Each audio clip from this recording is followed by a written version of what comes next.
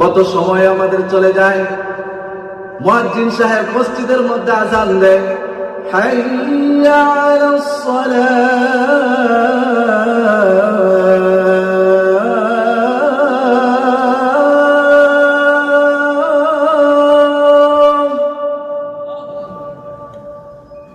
হাইয়া আলাস সালাহ।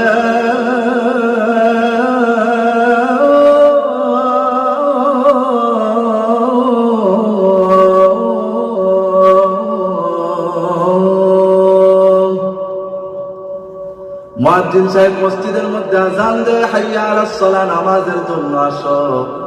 কিন্তু কত আল্লাহর বান্দা মসজিদের পাশ দিয়ে হেঁটে যায়, কত ওয়াক্ত সময় চলে যায়, কিন্তু নামাজের ধারে কাছেও যায় না। এরকম আল্লাহর নাফরমান বান্দা আছে না নাই? আমার ভাইয়েরা, মুয়াজ্জিন সাহেব এরপরে বলে, হাইয়া আলাল ফালাহ,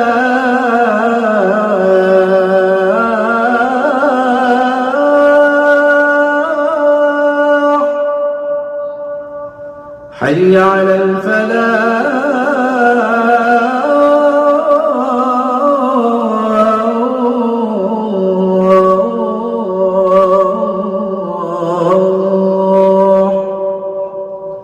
মুয়াজ্জিন সাহেব মসজিদের মধ্যে আযান দেয়, হাইয়া আলাল ফালাহ, কল্যাণের দিকে আসো, কল্যাণের দিকে আসো। আল্লাহ রাব্বুল আলামিন তাদেরকে মুয়াজ্জিনের মাধ্যমে কল্যাণের দিকে ডাকে। আর এই মানুষেরা নামাজ না পড়ে তারা অকল্যাণের দিকে, জাহান্নামের দিকে চলে যায়। ঠিক কিনা বলে?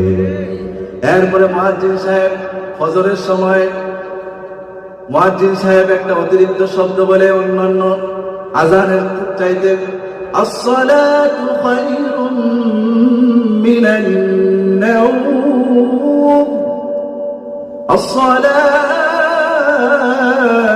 খায়রুম মিনান নাওম।